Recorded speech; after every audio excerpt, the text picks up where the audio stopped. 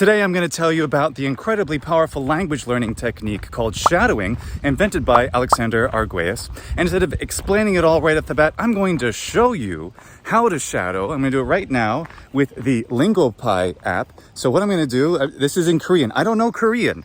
I am going to start learning Korean right now in this method. How does it work? I will show you. 지구 생물량의 2% 미만 바다에 산다는 것을 의미합니다. 그리고 그 작은 우주에서 90%가 수면의 200m에 살고 있습니다. 여기서 여행이 시작됩니다. Now, you might be thinking, Luke, you're a madman. What are you doing? That can't be doing anything. Well, guess what? This is the beginning of the amazing, incredible, multi-step shadowing technique. And I'm going to tell you all about that today and why it's one of the most powerful techniques for learning a language. I'm Luke, and this is polýMATHY.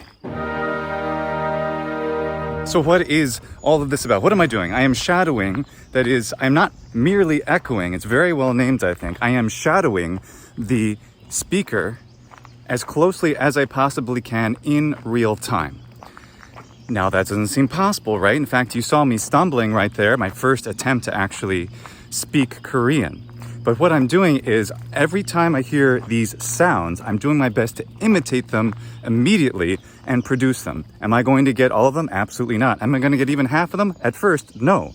But the idea is with some kind of audio recording in your target language, you get to immediately practice nailing down aspects of the phonology and intonation all at once without being preoccupied with things like the spelling system, because that can really throw us off. I think it's just this brilliant thing because when you see a language written even using our alphabet, the Roman alphabet that we use in English and many Western European languages, we might think, oh, well, this letter, like the letter C, it has this particular pronunciation. But in Italian, it can be che, and it can be tse, in a number of Slavic languages, for example. So our own spelling system can really throw us off. So if we practice that phonology part first, what we're doing is we are internalizing the sounds of the language and building a kind of substratum onto which we will build our understanding of grammar and vocabulary and everything else. It's absolutely brilliant, very powerful. So the first step of shadowing is with some kind of audio recording, and I'll tell you specifically what Alexander Arguelles recommends in a second. Today I'm using LingoPie, which happens to be the sponsor of this video. I'm going to tell you more about LingoPie later in the video, but the idea is that you are listening to some series of audio recordings, chapters of a phrase book, or there could be a narration of any kind of text, and you are imitating these things as closely as possible. Alexander Arguelles recommends doing this outside. Could you do it on a treadmill? Yes, but it's so much better to get outside, get a little bit of vitamin D. Very, very helpful to be surrounded by the beauty of nature if it's possible, or in a park if you live in a city. And yeah, talk out loud like a crazy person, but you have headphones normally. And if you have those headphones, you are able to listen very precisely to the sounds and then imitate them with great accuracy. Every time you do this, you get better and better. I'll show you again how I'm using LingoPie with this. So this is the kozkazati in a nutshell, and here it is in Korean. Now, I'm not reading the text at all.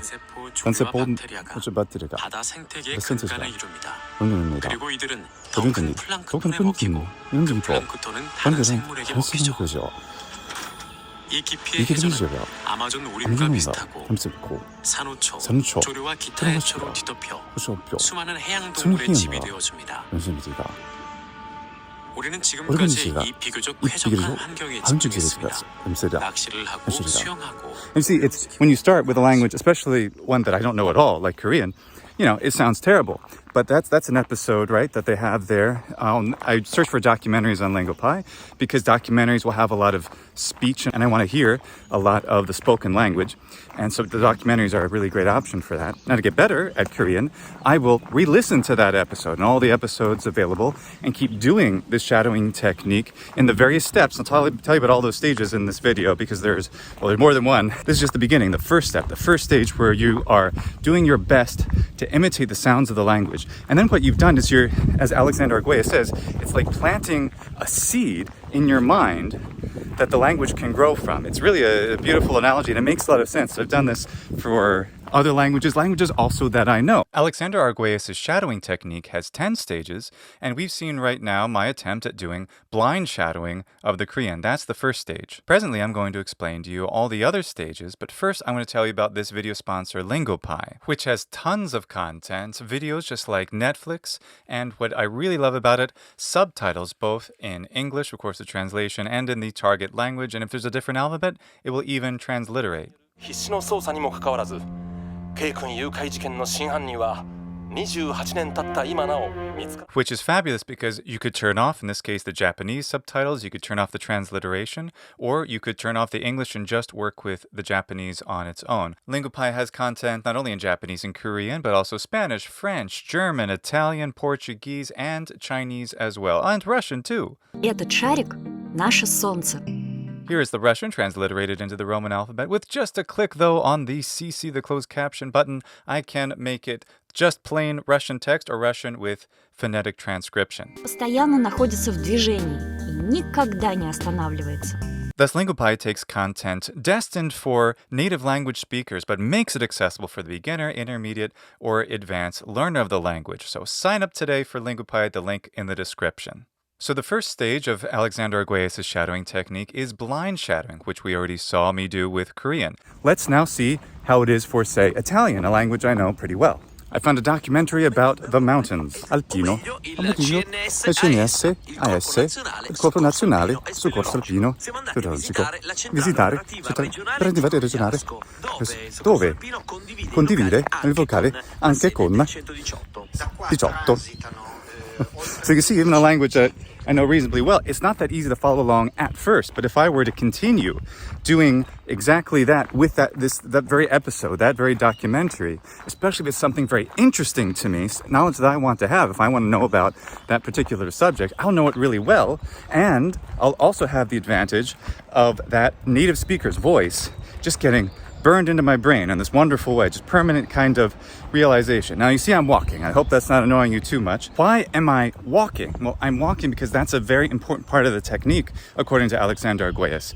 Not only is it great to be outside in nature, but by walking and listening to stuff in your headphones, not holding up a phone like I'm doing here. I'm just doing that to show you what I'm doing. And so you can also hear the audio that you wouldn't be able to hear if I had headphones on.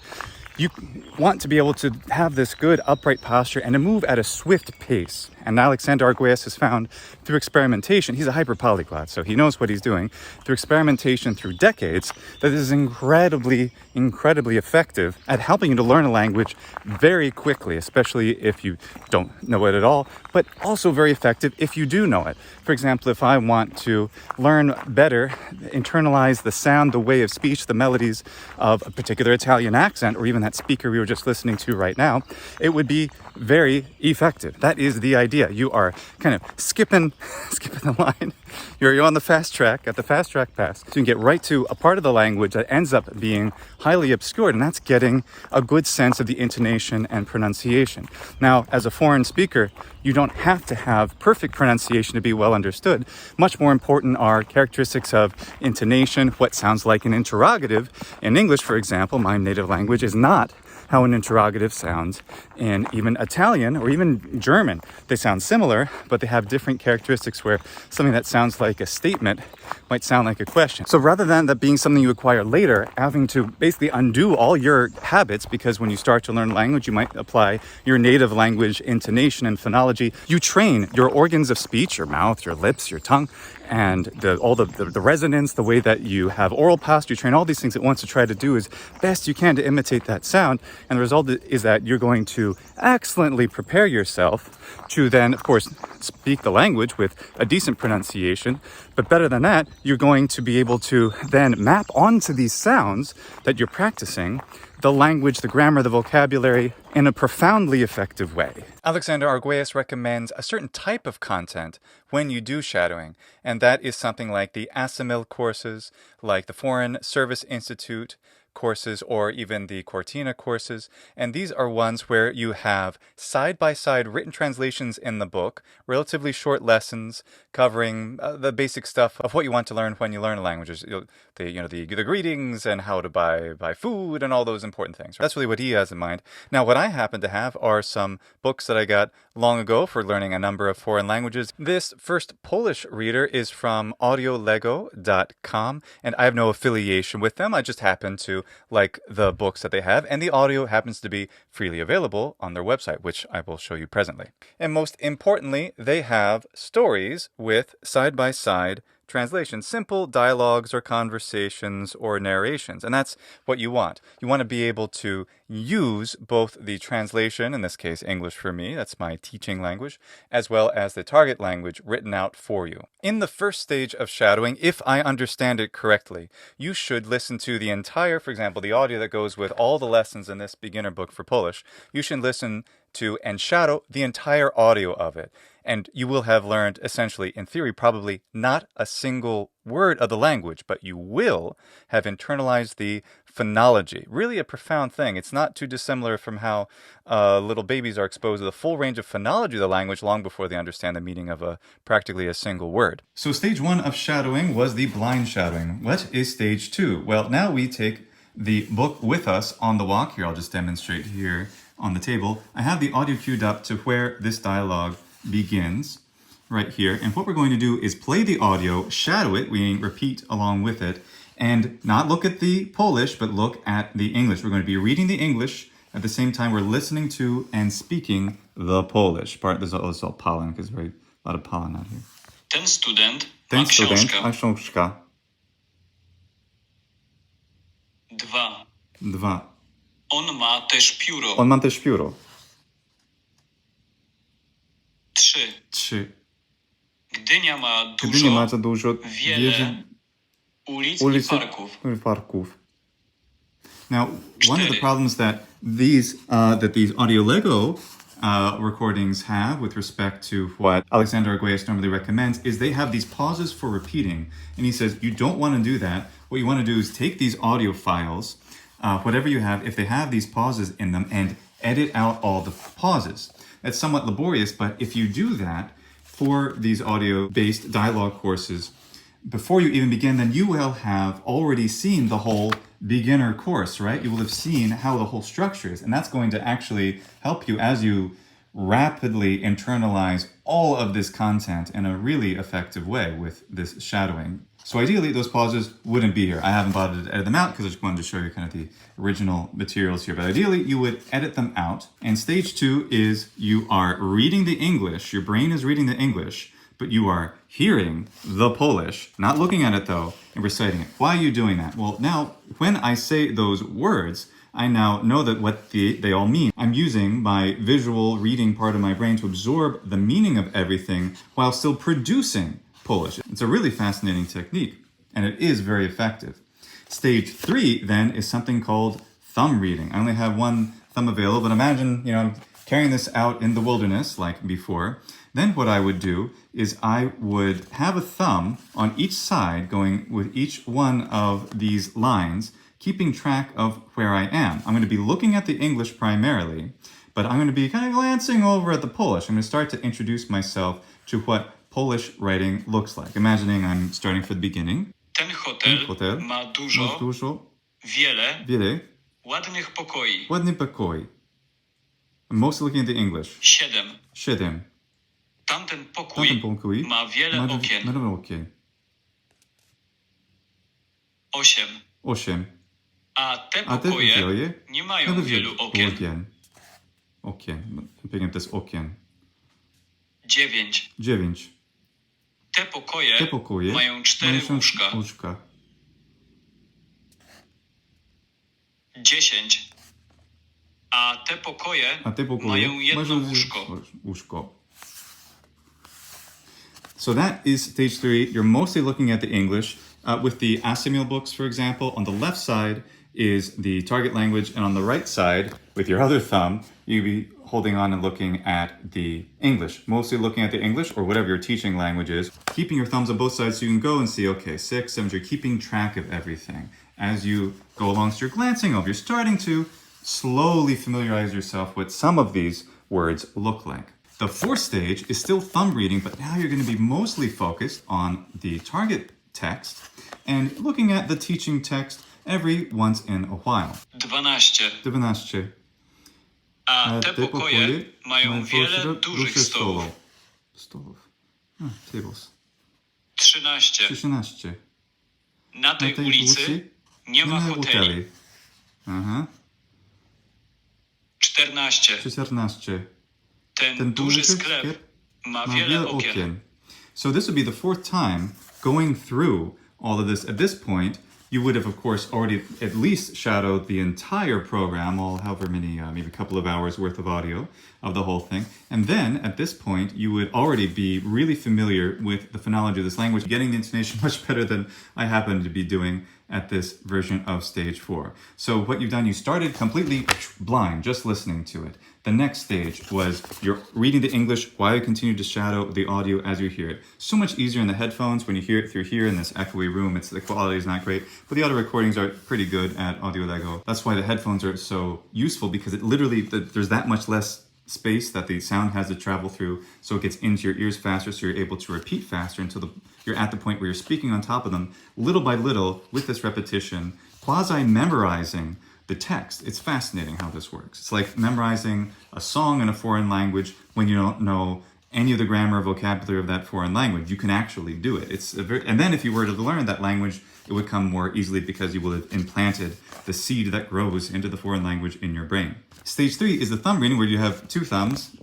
I have to hold the camera here to show you. I do have two thumbs.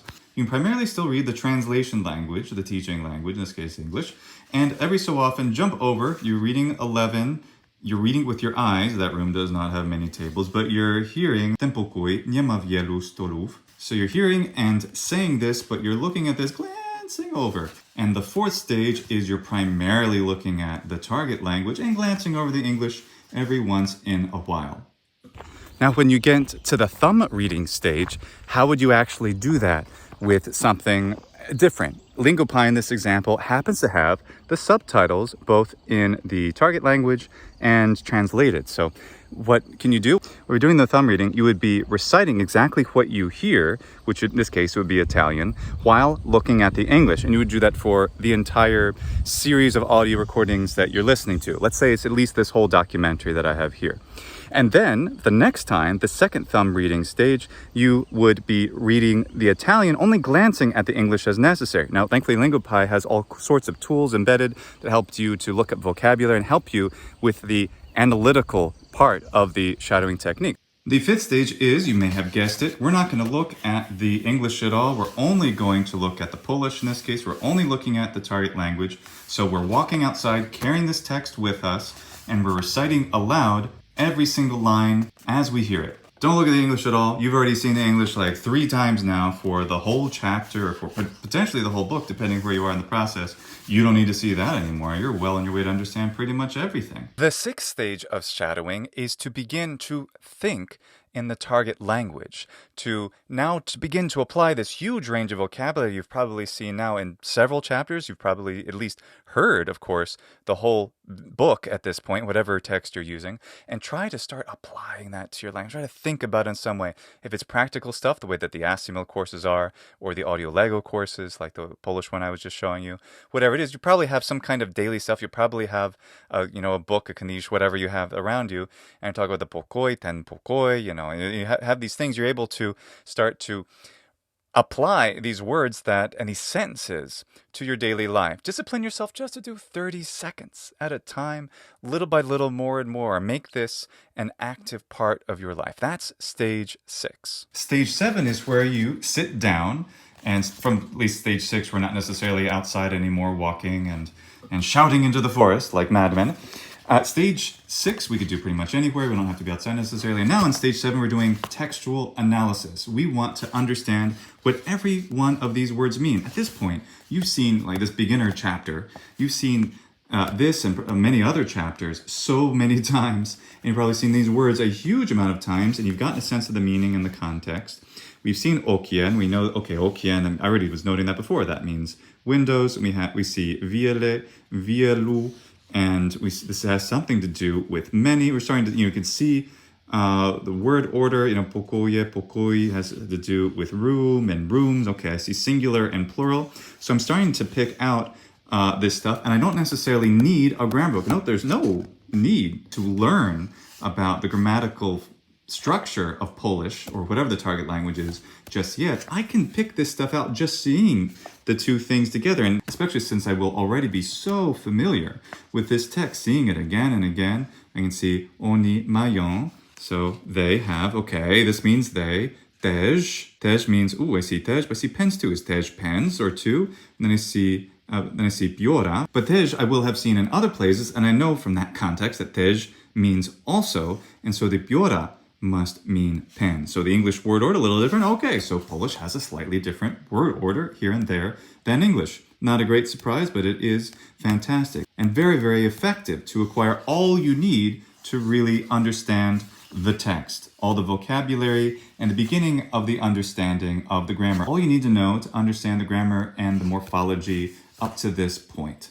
So while you don't need to go to a grammar book for your target language in step 7, or you look up the grammar or some other thing on Wiktionary or Wikipedia, you could do all those things if you wanted. I think it's best to just stick with the book, utilize that, make your own connections, make your own determinations. What's plural? Oh, this is a language that has cases. You learn that and you can see, these are these different morphological endings. Do your best to try to figure that out on your own. I think there's a huge advantage to that because later, after you've done all 10 steps of the shadowing, after you've acquired the language into your brain in this wonderful way, you will then have a better opportunity to go to all the really precise analysis that a grammar book proper can do by explaining all these details and usages. It's better then. It's always better to do those kinds of detailed understandings of grammar after you've acquired a large amount of the language. So that seems like the best and most efficient thing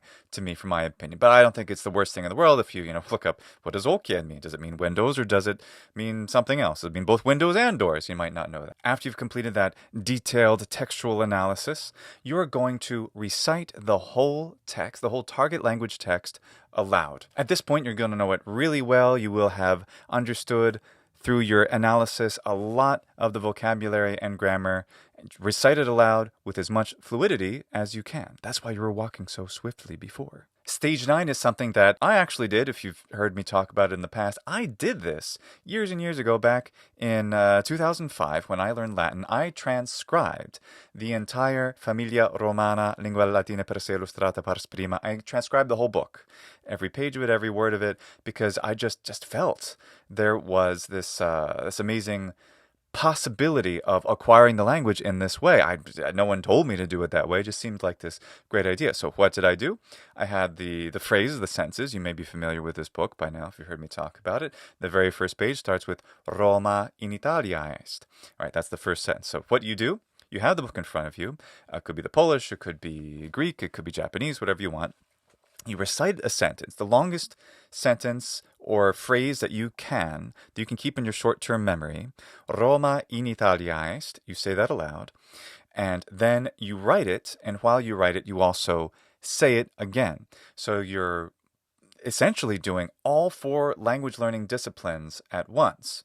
To our passive and to our active. Reading is passive, but then you recite it. Speaking is active. Then when you're speaking it, you are hearing yourself, hearing is passive, and then you're writing. Writing is active. So 2 are kind of a proficiency and active thing, and the other 2 are passive and all part of the language learning discipline. So you're doing all 4 at once.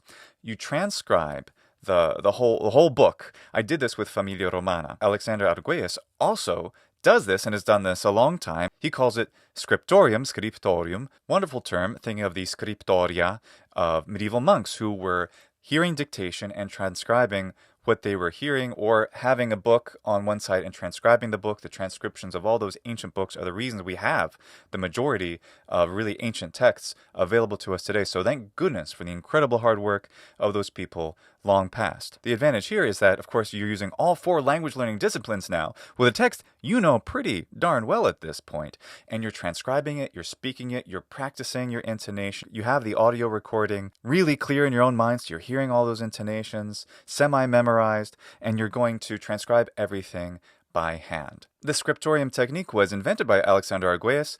Years before I knew Alexander Arguelles even existed, I happened to be doing the same thing for myself. I'd love to say that great minds think alike, but I wouldn't dare compare myself to the brilliant Alexander Arguelles, whose hyperglottery surpasses us all. Stage 10 is also scriptorium, but this is transcribing through typing. It's the exact same thing. You read the sentence aloud, you hear it, and then you transcribe, longest phrase you can possibly do, or even multiple sentences if you can. At this point, you'll probably know the text pretty well, and transcribe as much as you possibly can from memory, saying each word. You're really internalizing it. Well, that's by hand, sorry. So we're doing this now, we're typing. And also double-spaced. Why? Because then you're going to write a chapter, eventually every single chapter, print it out for yourself, again, double-spaced. Why? So that when you have it in front of you, you're going to read it aloud, this text that you typed now. You reproduce the whole book. There it is. There's the chapter. And then double-spaced so that you can insert notes wherever there's still something that you don't quite understand. Your own questions, your own hypotheses, your own ideas, whatever is not clear, you make notes there so that you can figure those things out. Because at this point, you want to really actually understand everything as best you can. Those are the 10 steps of shadowing. In fact, Alexander Arguelles doesn't actually number the steps as far as I recall. That's sort of my numbering system, but that's pretty much everything, and I hope I've represented what he explains as well as I can.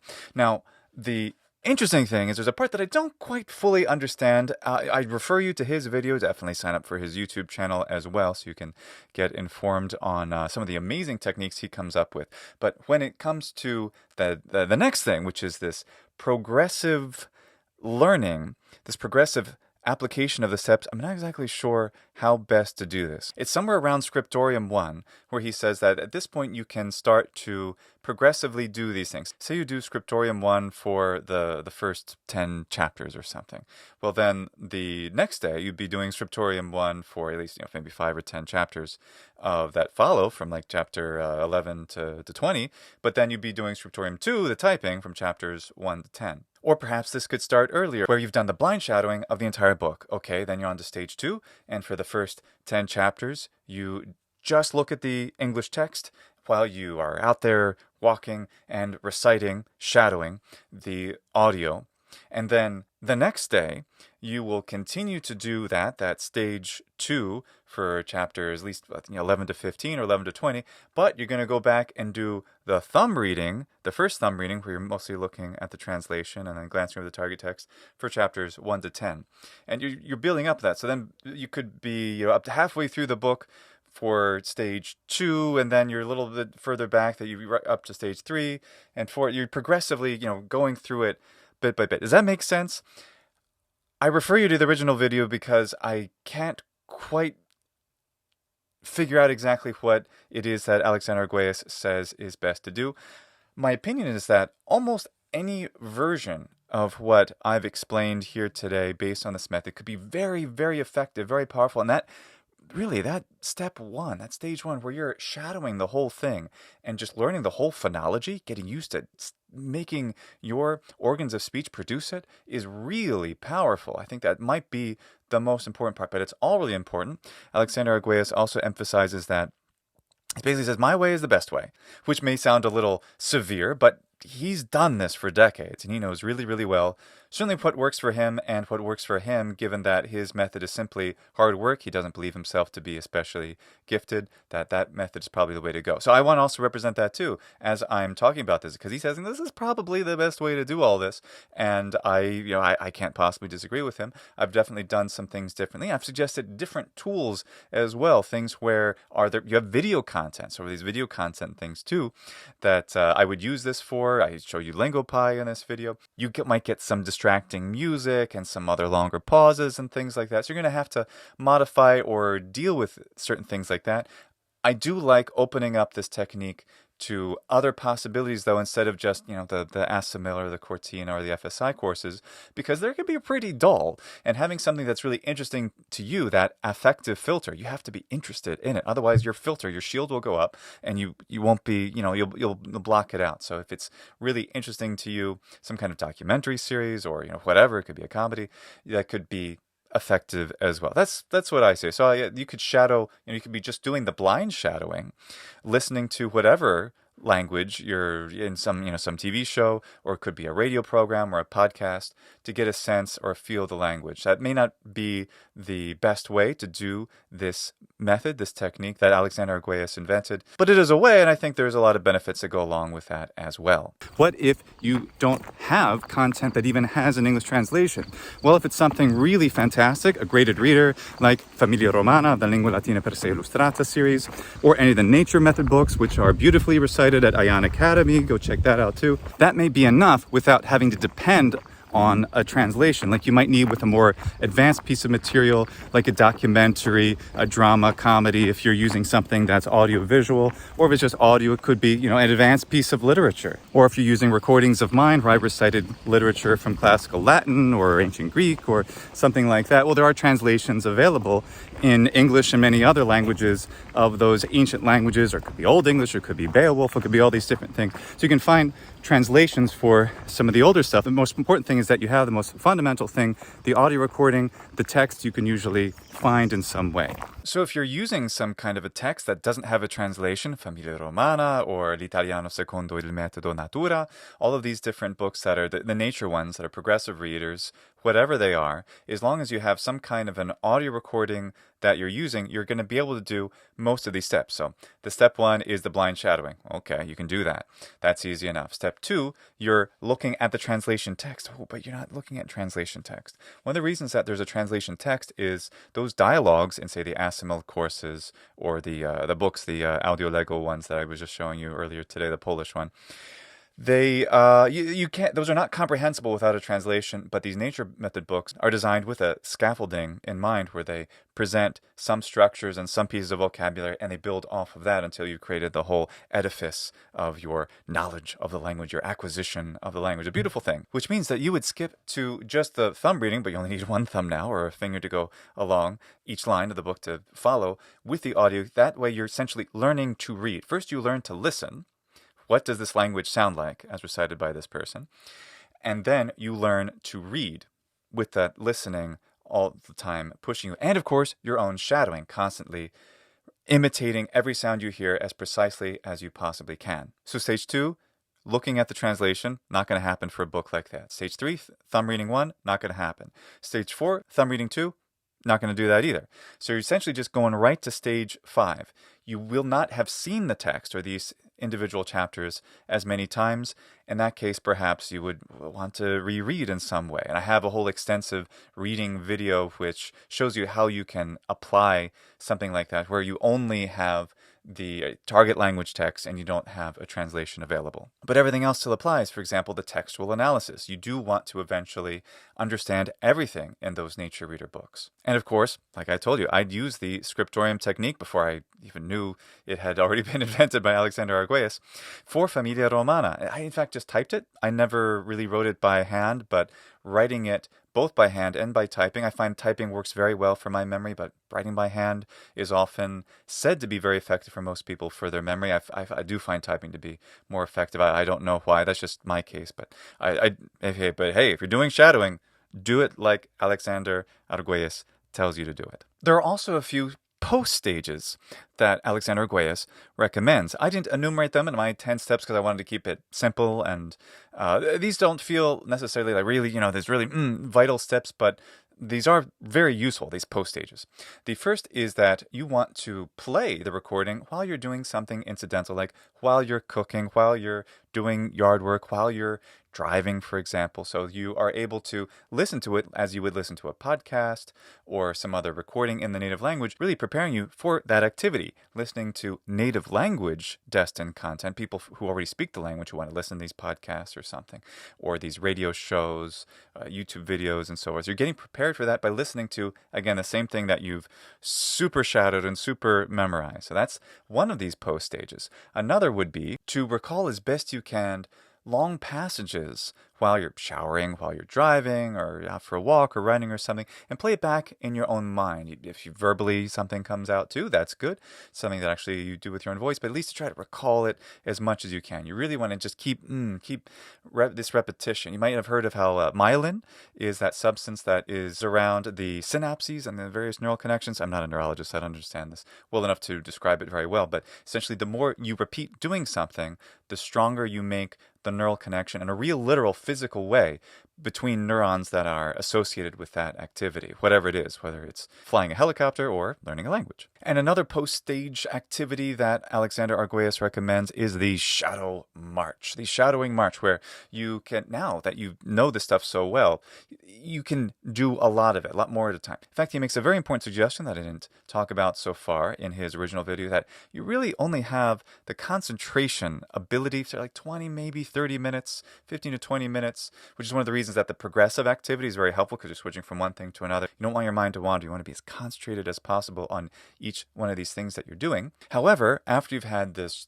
involved experience, it's not intense anymore to go out there and blind shadow or recite along with the text as you go for a march in the park or the forest. So you can do that for maybe up to an hour or more, really long walk, and you will just be so with it because you're going to know the text so well. You're going to be able to do that march, that shadowing march, that shadow march for a nice long period of time. And because I love it when YouTube videos do this, here is something you can take a screenshot of. Here are all 10 stages as I understand them. This is my enumeration. All 10 stages of the shadowing technique and some post stages with some lovely views of nature.